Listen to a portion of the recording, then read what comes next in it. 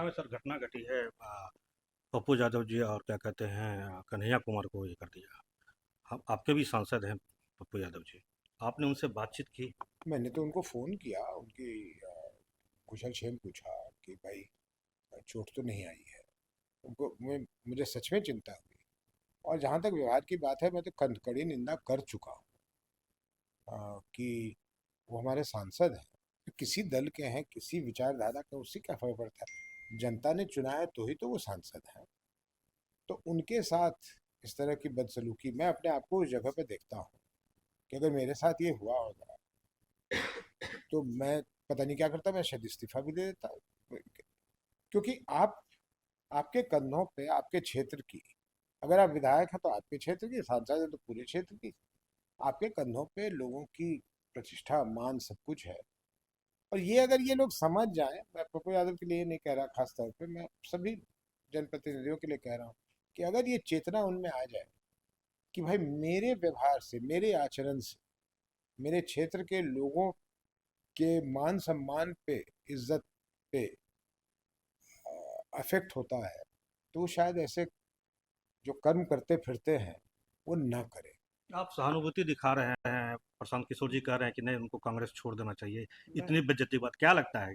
आप ऑफर कर रहे हैं जुनसुराज में आने के लिए क्या बिल्कुल पप्पू नहीं, यादव? हम बिल्कुल नहीं, हम किसी को ऑफर नहीं कर रहा है। और कोई भी हमारे यहाँ आना चाहता है तो हम उसको पूर्वाग्रह अ, अपने दिमाग में रखकर उसके लिए निर्णय नहीं करते हैं। अभी हाल फिलहाल में मनीष कश्यप आए।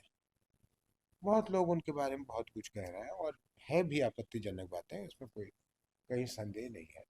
लेकिन कोई आदमी अगर आए, खेद प्रकट करे कि जो हमने किया उस परिस्थिति में किया, आगे से नहीं होगा, और पार्टी के हिसाब से चलने का प्रण ले और चले, और उस व्यक्ति में प्रतिभा हो कि वो लोगों को प्रभावित कर सके, लोगों के बीच जा सके, तो ऐसे लोगों का हम स्वागत करेंगे, बशर्ते कि वो पार्टी लाइन से कभी डिगे ना। अगर डिगेंगे तो फिर बाहर का मतलब रास्ता पप्पू निकालेंगे। यादव के लिए भी दरवाजा खुला हुआ पप्पू यादव जी, क्योंकि प्रशांत जी से अपने चुनाव के पहले उनकी बातें बातें हुई जो सार्वजनिक है, कोई मैं रहस्य नहीं बता रहा।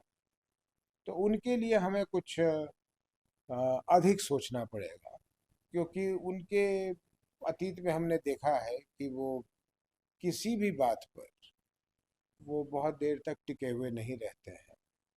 और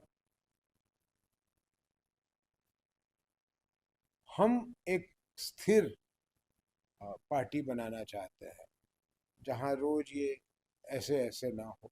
एक आनंद मिश्रा जी आए, उन्होंने काफी मतलब चर्चा चलवा दिया, दे के कुछ नहीं गए, मेरा समय बहुत बर्बाद करवा दिया। भाई आईपीएस अफसर थे आप, बीजेपी के लिए आए, तो आपको रास्ते में जनस्वराज कहाँ मिल गया? और अगर मिल गया आए तो हमने आप में प्रतिभा देखकर आपको एक जिम्मेदारी दी। अब आपने शिकायत कर दी कि साहब यहाँ तो निर्णय प्रशांत किशोर लेते हैं, कोई और लेता है, मैं नहीं लेता, मैं ऐसे नहीं रह सकता।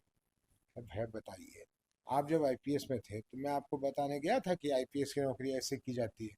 तो आप राजनीति में आए हैं, मैं अपने माली को कल ड्राइवर बनाना चाहूँ और उसे ये भी ना बताऊं कि तुम ब्रेक कब लगाओगे और गियर कब बदलोगे, वो कहे कि नहीं आप नहीं बताएंगे, मैं खुद चलाऊंगा, तो मेरी गाड़ी को तो दुर्घटनाग्रस्त कर दे, मैं भी मर जाऊंगा, वो मर जाएगा।